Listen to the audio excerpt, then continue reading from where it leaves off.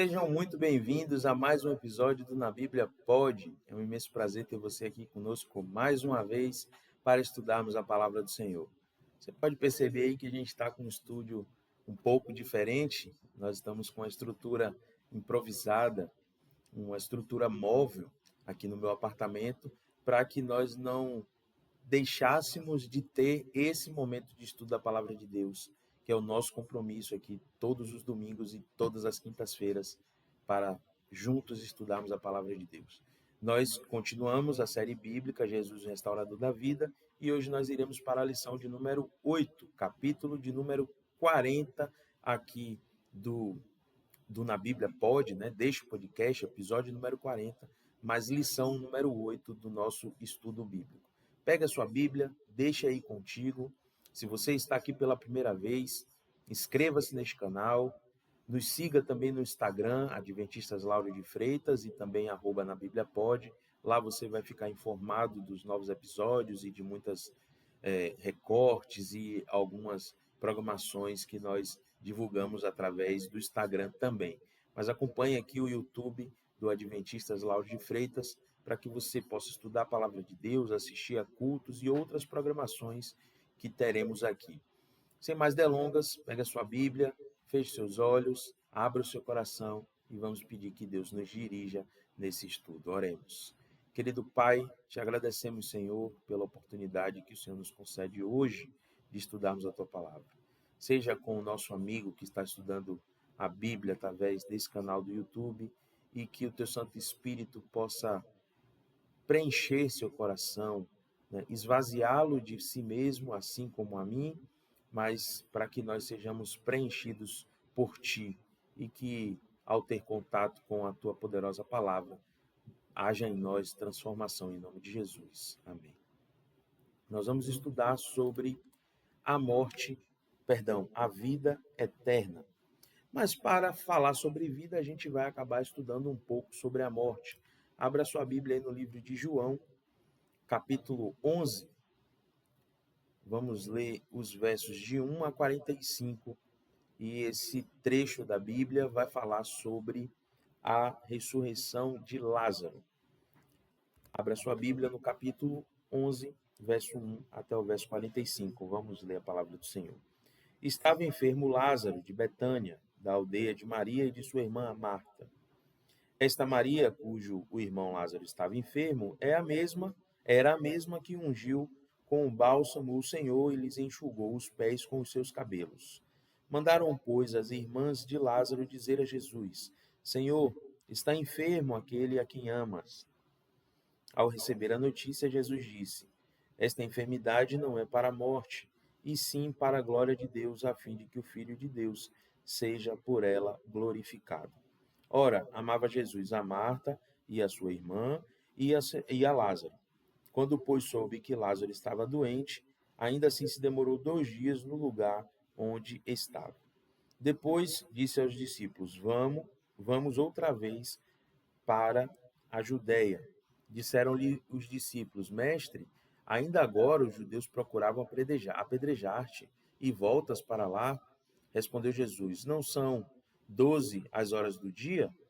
Se alguém andar de dia, não tropeças, porque vê a luz deste mundo.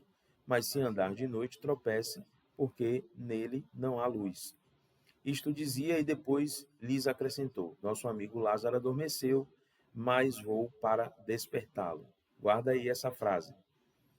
Disseram, pois, os discípulos: Senhor, se dormes, está salvo. Então, se Lázaro estava enfermo e estava dormindo, né, dormir no sentido que nós conhecemos, né, do sono, então ele está bem. E Jesus continua. Jesus, porém, fala com respeito à morte de Lázaro, mas ele supunha que tivesse falado do repouso. Então Jesus lhe disse claramente: Lázaro morreu, e por vossa causa me alegro de que lá não estivesse, para que possais crer, mas vamos ter com ele. Então Jesus diz assim: ó, Lázaro morreu, e eu estou feliz porque eu não estava lá, porque se eu estivesse lá enquanto ele ainda estivesse enfermo, porém vivo, né, eu teria curado a sua enfermidade. As pessoas clamariam e eu teria curado a sua enfermidade, e vocês não teriam oportunidade de crer. Mas creem que? Vamos continuar. Chegando Jesus, encontrou Lázaro já sepultado havia 4 dias, verso 17. Ora, Betânia estava cerca de 15 estádios de Jerusalém. Muitos dentre os judeus tinham ouvido ter com Maria e Marta para consolar a respeito do seu irmão. Marta, quando soube que vinha Jesus, saiu ao seu encontro. Maria, porém, ficou sentada em casa. Disse, pois, Marta a Jesus, Senhor, se estiveras aqui, não teria morrido meu irmão. Viu o que eu disse? Se Jesus estivesse lá, é isso que ele fala quando ele diz que ficou alegre com a notícia. Porque se Jesus estivesse lá, ele teria curado Lázaro e Lázaro não teria morrido. Só que no verso 4 ele disse que essa enfermidade não seria para a morte, mas sim para a glória de Deus. Então, o fato de Lázaro ter morrido era a oportunidade que Jesus precisava para que o nome de Deus fosse glorificado. Verso 22. Mas também sei que mesmo agora tudo o que pedires a Deus, Deus te concederá, declarou-lhe Jesus. Teu irmão há de ressurgir. E aí Marta pensando na ressurreição quando Jesus pela, voltará pela segunda vez, ela responde que ele há de ressurgir na ressurreição. Eu sei que ele há de ressurgir na ressurreição no último dia. Disse-lhe Jesus: Eu sou a ressurreição e a vida. Quem crê em mim, ainda que morra, viverá. Então, todos aqueles que morrerem em Jesus, ainda que estejam mortos, adormecidos, viverá por ocasião da segunda volta de Cristo. Quem crê em mim, ainda que morra, viverá, e todo aquele que crê em mim não morrerá eternamente. Crê nisto? Sim, Senhor, respondeu ela. Eu tenho crido que tu és o Cristo, Filho de Deus, que devia vir ao mundo. Perdão. Tenho dito isto. Retirou-se e chamou Maria, sua irmã, e lhe disse em particular: O mestre chegou e te chama. Ela, ouvindo isso, levantou-se depressa e foi ter com Jesus, pois Jesus ainda não tinha entrado na aldeia, mas permanecia onde Marta se avistara com ele. Os judeus que estavam com Maria em casa e a consolavam, vendo-a levantar depressa e sair, seguiram-na, supondo que ela ia para o túmulo para chorar. Quando Maria chegou ao lugar onde estava Jesus, ao vê-lo, lançou-se-lhe aos pés, dizendo: Senhor, se estiveras aqui, meu irmão não teria morrido. Jesus, vendo-a chorar, e bem assim os judeus que a acompanhavam, agitou-se no espírito e comoveu-se, porque era uma família muito querida por Jesus e aquilo fez, mesmo Jesus sabendo o que ia acontecer, mas ele sofreu, porque era uma consequência do pecado. Observe, Deus não se alegra com as consequências do pecado. Não foi isso que Deus planejou para a gente. Deus planejou a vida eterna e por isso que ele quer tanto restaurar. O conflito entre o bem e o mal está em jogo a restauração da nossa imagem. Deus tem trabalhado para que nós, né, sejamos restaurados à sua imagem, à sua semelhança, e Satanás tem feito com que cada vez mais a nossa imagem se assemelhe a ele. Então há uma briga, um conflito de adoração, né, um conflito de imagem, de semelhança. A quem você deseja se parecer, se assemelhar? A Deus ou ao inimigo de Deus? Essa é uma decisão que precisamos tomar todos os dias. E isso aqui comove Jesus. Isso aqui fez com que o espírito de Jesus se perturbasse. Verso 34. E perguntou: Onde o sepultastes? Eles lhe responderam: Senhor, vem e vê. Verso 35. Jesus chorou com a cena de ver o seu amigo morto depois de sofrer com uma enfermidade, simplesmente porque nós, né, a partir de Adão, o desobedecemos e permitimos que o pecado e que a morte fizesse parte das nossas vidas. Quem sabe você que está aqui assistindo e acompanhando esse estudo já perdeu alguém que você ama tanto.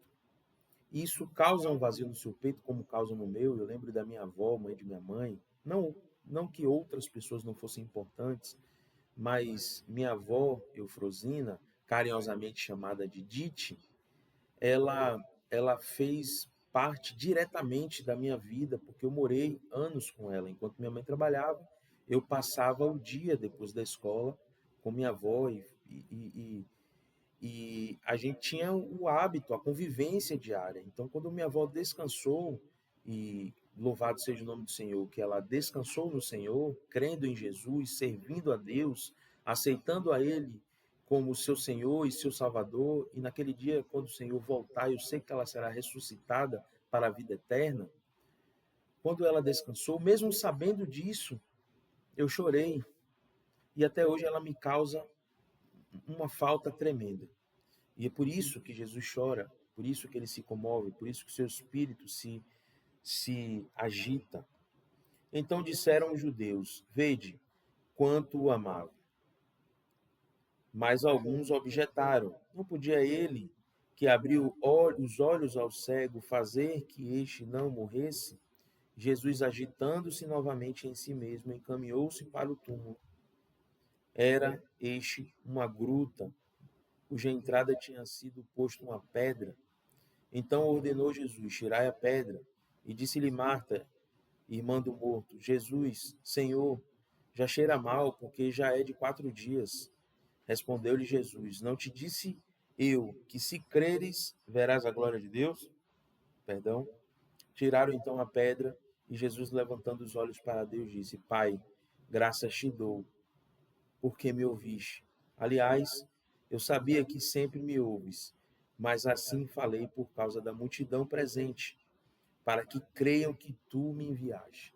Então Jesus usou a situação de Lázaro para que a multidão que estivesse em sua volta, os judeus, Marta, Maria, os discípulos, pudessem crer em Deus, que Deus o enviou e através dele operou milagres, Jesus sendo um Deus encarnado, porque apesar de ser Deus, ele estava aqui cumprindo seu ministério como homem, e então ele não não usufruiu dos seus poderes enquanto um ser divino. Exemplo disso foi no deserto. Ele poderia ter atendido ali às insinuações de Satanás, ou até mesmo ter eliminado Satanás ali, mas ele não fez porque, assim como ele disse, é necessário que tudo se cumpra. E tendo dito isto, chamou em voz alta: Lázaro, vem para fora. Saiu aquele que estivera morto, tendo os pés e as mãos ligados com ataduras e o rosto envolto em lenço. Então lhe ordenou Jesus: Desatai-o e deixe-o ir. Muitos, pois, dentre os judeus que tinham vindo visitar Marta, vendo o que fizera Jesus, creram nele. Olha só que bênção. Muitos judeus creram em Jesus porque viram. Interessante que Jesus, em uma outra ocasião, vai dizer a Tomé, né? Bem-aventurados aqueles que crerem sem ver. Verdade. Eu e você não vimos Jesus, mas cremos nele. Se você não crê, faça prova. Dê a ele a oportunidade de mudar o conceito que você tem a respeito dele. A não ser que você tenha medo. Mas se você não tiver medo, crê em Jesus. Ou melhor, se você tiver medo, creia com medo mesmo. Eu conheço algumas pessoas que têm medo de ter esse contato e ter sua vida transformada. Não sei, talvez de ver todo o seu discurso ateu sendo desmanchado diante da presença de Deus, diante da transformação ocasionada por Jesus, pelo Espírito Santo. Mas eu digo a você, você não perderá nada. Muito pelo contrário, você ganhará e muito. A Bíblia não diz que ao aceitarmos Jesus, a nossa vida será transformada do ponto de vista mundano, do ponto de vista secular. Pode ser que isso aconteça e isso será resultado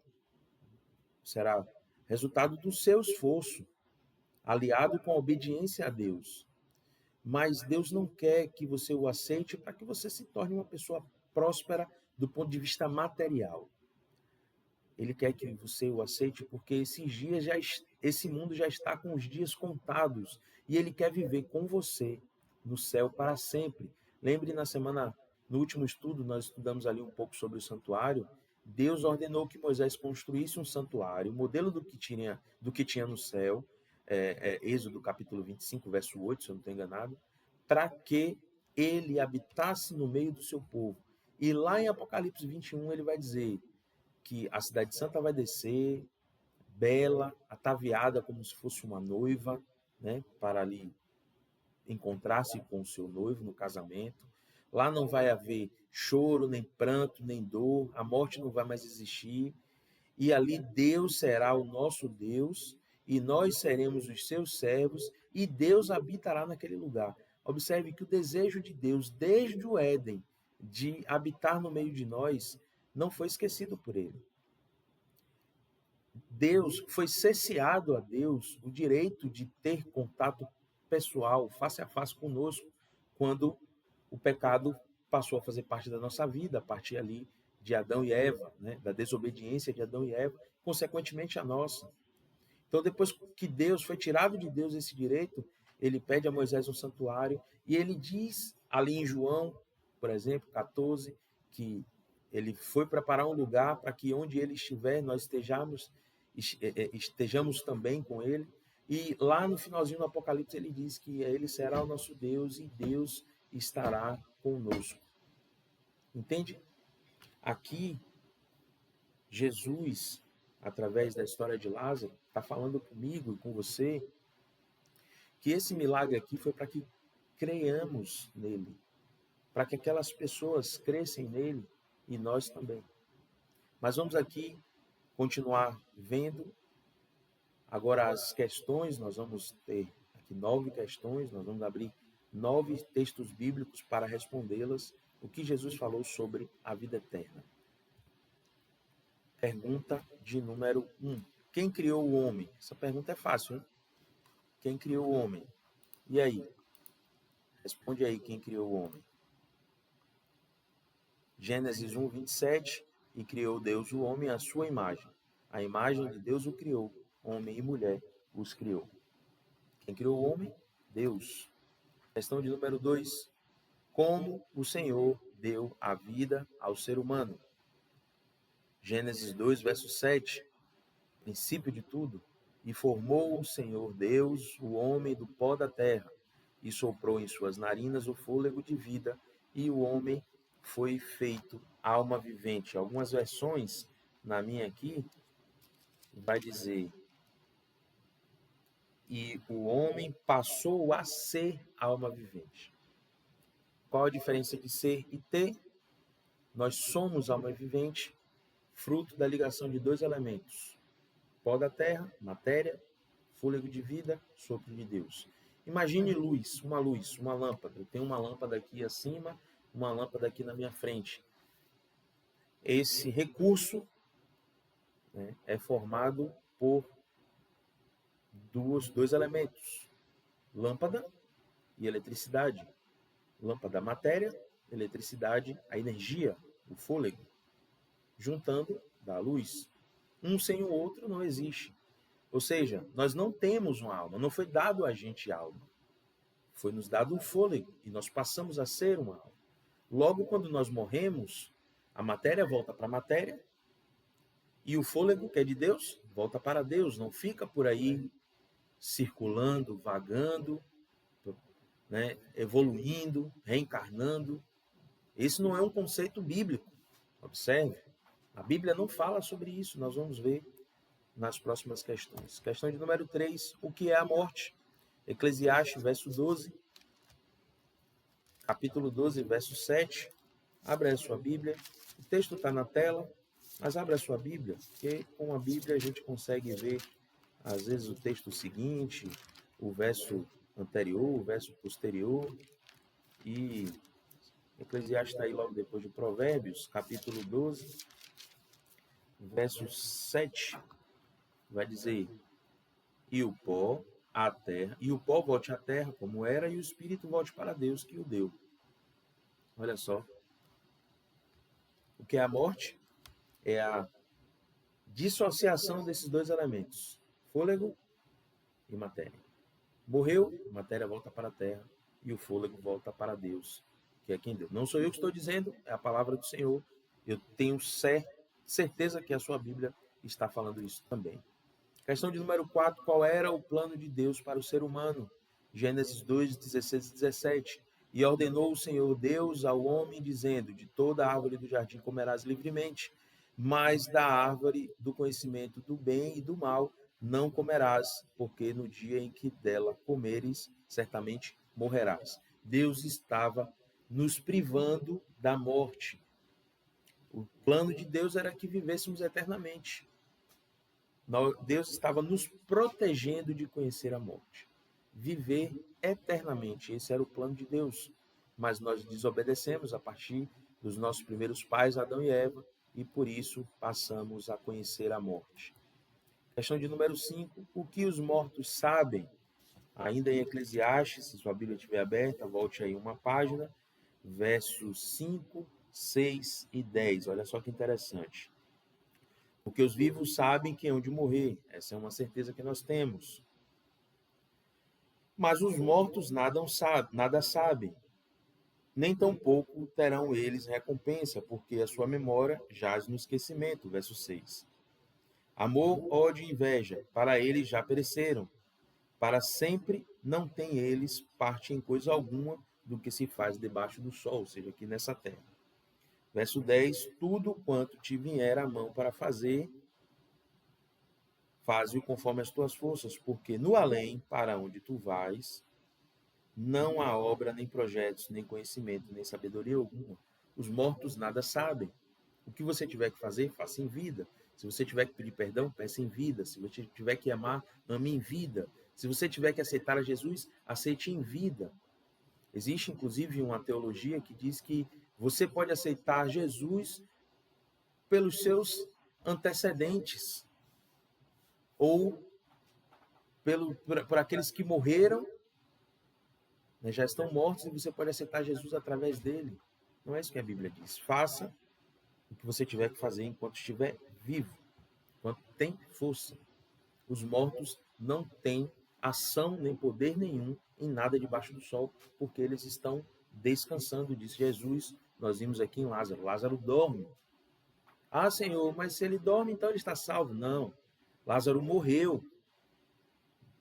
Jesus disse que a morte se assemelha a um sono, por isso que ele foi despertar. Nós, se estivermos mortos quando Jesus vier, seremos despertados, segundo a Tessalonicenses, capítulo 4, versos 16 a 17. Os mortos em Cristo ressuscitarão primeiro, serão despertados, ressuscitarão primeiro, e os vivos serão transformados, e ambos os grupos serão levados pelos anjos para o encontro com o Senhor nos ares. Apocalipse capítulo 1, verso 7. Eis que vem com as nuvens, e todo olho verá, até mesmo os que o traspassaram. Aqueles que participaram diretamente da crucifixão de Jesus serão ressuscitados para ver Jesus voltar e morrerão novamente para a morte eterna, porque eles, logicamente, não aceitaram a Cristo, não foram salvos. Questão de número 6. Qual foi a mentira da serpente? Como ela se repete hoje? Qual foi a mentira da serpente? Como ela se repete hoje? Gênesis, capítulo 3, verso 4. Então a serpente disse à mulher: certamente não morrerás. E as pessoas dizem hoje: Jesus não veio até agora, ele não vai voltar. E muitas pessoas têm acreditado nisso e têm, infelizmente, vivido de forma dissoluta, como se de fato isso não fosse acontecer. Mas as profecias bíblicas revelam que esse pensamento está enganado. As profecias bíblicas, muitas já se cumpriram e poucas faltam se cumprir. A principal delas, que o evangelho do reino seja pregado a toda língua, nação e povo, e então virá o fim, disse o Senhor Jesus lá no livro de Mateus. Então, o diabo continua espalhando essa mentira. Você não vai morrer, você é imortal. Você vai morrer aqui e sua alma vai evoluir, seu espírito vai evoluir. Você é um imortal.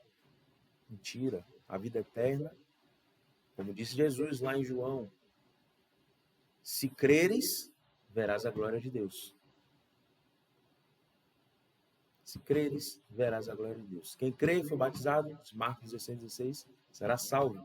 Quem, porém, não crê, já está condenado. Questão de número 7. O que é alma e o que acontece com ela? Interessantíssimo isso. Ezequiel 18, 4 e 20. Verso 4. Eis que todas as almas são minhas, como é a alma do Pai, assim também a alma do filho é minha. A alma que pecar, essa morrerá. Todas as almas são de Deus, todo fôlego é de Deus. A alma que pecar, verso 20, essa morrerá, consequência, ação e reação. O filho não levará a iniquidade do pai, nem o pai a iniquidade do filho. A justiça do justo ficará sobre ele, e a impiedade do ímpio cairá sobre ele. O que é alma e o que acontece com ela? A alma é o fôlego de Deus. Alma e matéria. Fôlego e matéria juntando alma. E o que acontece? Se ela pecar, ela morrerá eternamente. Questão de número 8. Devemos consultar os mortos? Deuteronômio 18, 10 a 11. Entre ti não se achará quem faça passar pelo fogo a seu filho ou a sua filha, nem o adivinhador, nem o prognosticador, nem o agoureiro, nem o feiticeiro, nem o encantador, nem quem consulte a um espírito adivinhador, nem o mágico, nem quem consulte os mortos. Devemos consultar os mortos? Não, porque os mortos estão descansando. Aqueles que dizem, eu falei com fulano, eu falei com cicrano, eu não estou aqui para lhe ofender, muito menos ser insensível à sua fé ou externar aqui qualquer tipo de intolerância religiosa. Mas eu estou falando do que diz a Bíblia, não é o que diz Magno, é o que diz a Bíblia. Nós não devemos, aqueles que creem em Deus, que têm a Bíblia como sua regra de fé e prática, procurar essas pessoas, porque essas pessoas são falsas, são charlatões, que dizem que estão trazendo para você o seu ente querido que está ali descansando, que está morto, ele está descansando, ele nada vê, ele nada fala, ele nada ouve. É o que a Bíblia diz. É o que a Bíblia diz. Examinar as Escrituras, porque julgaste ter nela a vida eterna, e são elas que testificam de Jesus. Quando Jesus restaurará para nós a vida eterna? 1 Coríntios 15, 21 a 23. Porque assim como a morte veio por um homem, também a ressurreição dos mortos vem por um homem. Porque assim como todos morrem em Adão, assim também todos serão vivificados em Cristo, mas cada um por sua ordem. Cristo as primícias, depois os que são de Cristo na sua vinda. Cristo ressuscitou, voltou para o céu e está lá no santuário celestial, exercendo a sua função de sumo sacerdote, cumprindo, assim como diz a profecia de Daniel 8,14, a purificação do santuário, que é o início do juízo justificativo, a partir de Abel, o primeiro servo de Deus a morrer, até nós hoje, ali justificando cada filho teu que morreu, crendo nele, porque até os que morreram antes de Cristo criam no Messias, que ele viria e ele nos salvaria do pecado. E nós, pós-morte de Cristo, também. Engraçado que Paulo fala como se Jesus fosse voltar nos dias dele, né? Nós, os vivos, seremos transformados. É o que Paulo diz. O que a Bíblia diz sobre vida restaurada? Jesus foi claro ao dizer que a vida está apenas nele. João 3,16. João 11:25, João 14:6. João 3,16. Né? E Deus amou o mundo de tal maneira para que todo aquele que nele crê não perecesse, mas tivesse a vida eterna. A aparição de morte é obra de Satanás. 2 Coríntios 11, 13 a 15. Vamos ler esse texto? 2 Coríntios 11, interessante. 2 Coríntios 11, 13 a 15. A Bíblia vai dizer: porque os tais são falsos apóstolos, obreiros fraudulentos, transformando-se em apóstolos de Cristo. E não é de admirar, porque o próprio Satanás se transforma em anjo de luz. Não é muito, pois, que os seus próprios ministros se transformem em ministros de justiça, e o fim deles está conforme as suas obras. O próprio Satanás se transforma em anjos de luz e seus ministros em ministros de justiça, e aparece para muitas pessoas se dizendo ser um ente querido que está descansando ali, quem sabe o seu ente querido, assim como o meu, morreu, crendo na ressurreição de Cristo, no seu sacrifício salvífico na cruz, e está ali descansando para ele. A volta de Cristo é como um piscar de olhos, porque ele está com os olhos fechados e quando abrir, será já para ver Jesus com poder e grande glória e o levando para o céu. Jesus prometeu ressuscitar os que creem nele. 1 Tessalonicenses 4, 13 a 18. Vamos abrir aqui 1 Tessalonicenses. Eu falei há pouco 2 Tessalonicenses, corrigindo aqui, é 1 Tessalonicenses, verso 13 a 18. Vamos ler, né, na íntegra aqui, esse texto interessante. Jesus prometeu ressuscitar os que crerem. Não queremos, porém, irmãos, que sejais ignorantes com respeito aos que dormem, para não vos entristecerdes como os demais, que não têm esperança. Pois se cremos que Jesus morreu e ressuscitou, assim também Deus, mediante Jesus, trará em sua companhia os que dormem. Ora, ainda vos declaramos por palavra do Senhor isto: nós, os vivos, os que ficarmos até a vinda do Senhor, de modo algum precederemos, viremos antes daqueles que dormiram. Daqueles que dormem, está falando aqui daqueles que estão mortos. Porquanto o Senhor mesmo, dada a sua palavra de ordem, ouvida a voz do arcanjo e ressoada a trombeta de Deus, descerá do céu, e os mortos, aqueles que dormem, em Cristo ressuscitarão primeiro. Depois nós, os vivos, os que ficarmos, seremos arrebatados juntamente com eles, entre as nuvens, juntamente com os mortos ressuscitados, para o encontro com o Senhor nos ares, e assim estaremos para sempre com o Senhor. Consolai-vos, pois, uns aos outros com estas palavras. Você que crê em Deus, você que ainda não aceitou a Jesus, esse é o momento de você aceitar a Cristo.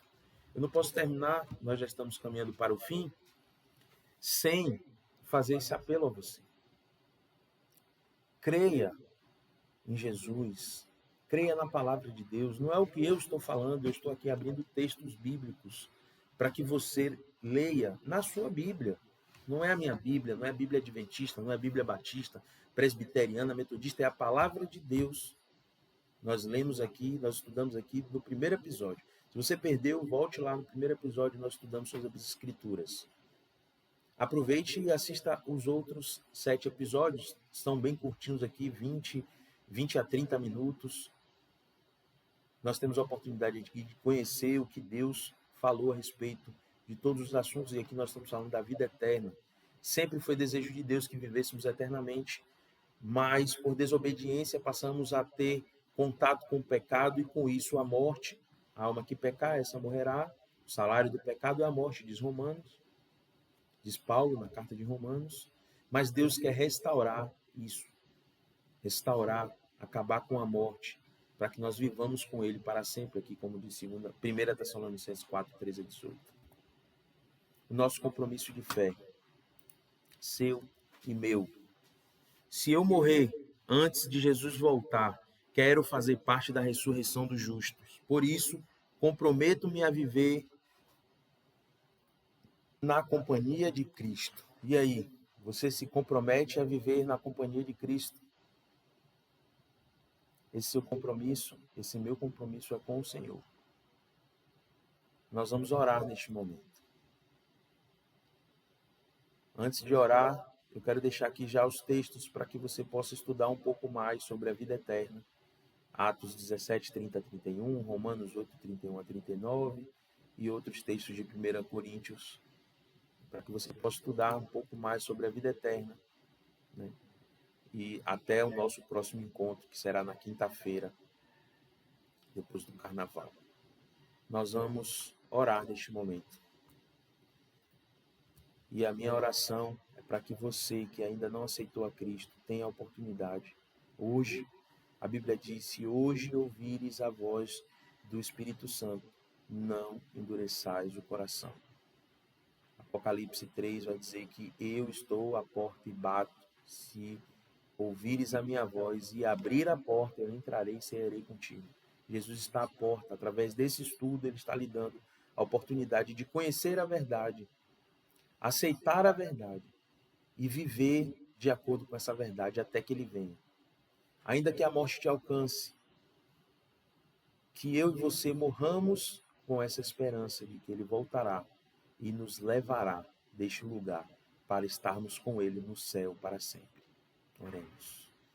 Querido Pai, obrigado por essas verdades poderosas. Mas eu quero orar agora, Senhor. Quero clamar a Ti, não por mim, mas especialmente por este querido, esta querida que está assistindo esse estudo bíblico. Que a Tua palavra possa ficar cravada em seus corações e mentes e que Teu Santo Espírito os incomode de modo a que a única decisão deles seja aceitar a Ti.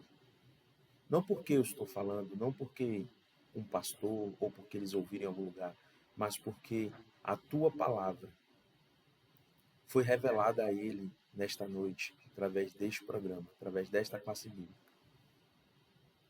E que ele possa, a partir de hoje, tomar a decisão de viver de acordo com os princípios da Tua palavra. Te rogamos essas bênçãos em nome de Jesus. Amém. Chegamos ao fim de mais uma lição. Eu quero te agradecer pela parceria, por estar aqui comigo, estudando a palavra de Deus, e te dizer que, se é desejo do seu coração entregar a sua vida ao Senhor, nos procure lá na rua Porto Alegre, número 31, centro de Lauro de Freitas, na Igreja Adventista Central de Lauro de Freitas. Pode chegar lá no sábado pela manhã, no domingo à noite ou na quarta à noite, procurar por Magno, ou pelo pastor, ou por qualquer outro ancião. Diga, eu estou vindo aqui a convite do Magno, lá da classe bíblica no YouTube, Adventista Lauro de Freitas, na Bíblia Pode. Estou vindo aqui a convite do Magno, você será muito bem recebido, será acolhido, será abraçado. E eu tenho certeza que será a melhor decisão que você vai tomar na sua vida. Deus te abençoe, lhe conceda um excelente domingo, que você possa ter dias de descanso. Se desvie de participar dessa festa da carne, você não tem nada a ganhar lá. E esteja com a sua família, aproveite para descansar, para ir à praia, quem sabe, a curtir seus filhos, se você tiver, esposa, se você tiver, se você for um solteirão. Se dedique mais a estudar a palavra de Deus, a se conectar com Deus, através da natureza, através do estudo da Bíblia. E medite nos textos bíblicos que nós vimos aqui, e mais na tarefinha de casa que eu deixei aí para você, para que você possa crescer no conhecimento e na graça do Senhor. Que Deus lhe conceda uma excelente noite e nos veremos na próxima quinta-feira. Até lá. Um abraço.